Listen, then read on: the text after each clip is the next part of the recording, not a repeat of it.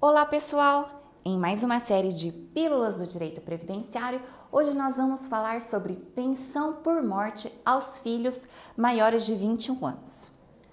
De acordo com o artigo 16 da Lei 8.213, dentre os beneficiários da pensão por morte estão os filhos menores de 21 anos e os filhos maiores de 21 anos que apresentam alguma deficiência física, mental e intelectual.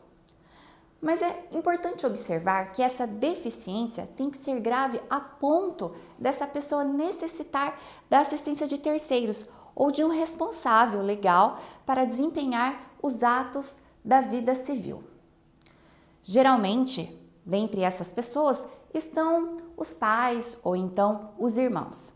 Vou contar para vocês um caso que ocorreu, que eu atendi um cliente aqui no escritório, que foi o seguinte: ele veio acompanhado do irmão dele. O irmão dele me relatou que o pai já era falecido, que a mãe ela recebia então a pensão por morte desse pai, que era o teto, né? Que hoje no INSS é um pouco mais de R$ 5.600, e que essa mãe também era aposentada pelo teto. E como que eu poderia resguardar os direitos desse irmão dele?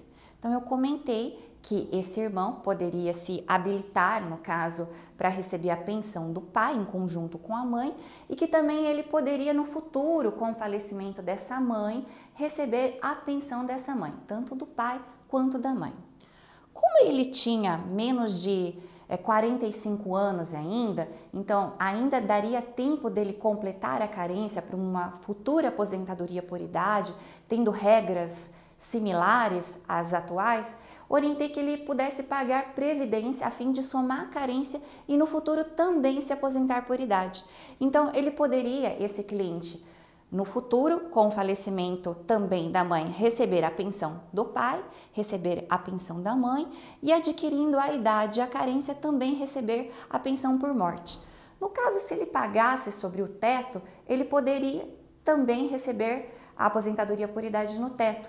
E foi curioso que o irmão até se impressionou, porque ele somaria mais de R$15 mil mensais de benefício nesse caso em questão, justamente porque eles pagavam no teto e se aposentaram pelo teto.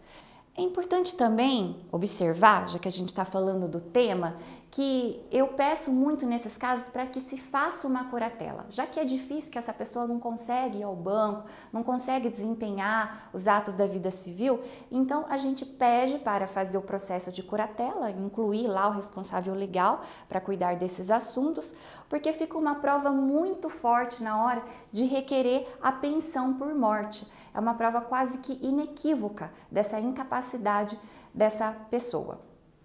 Muito obrigada, e eu espero que hoje eu tenha trazido mais algum assunto que tenha despertado a curiosidade sobre a área do direito previdenciário.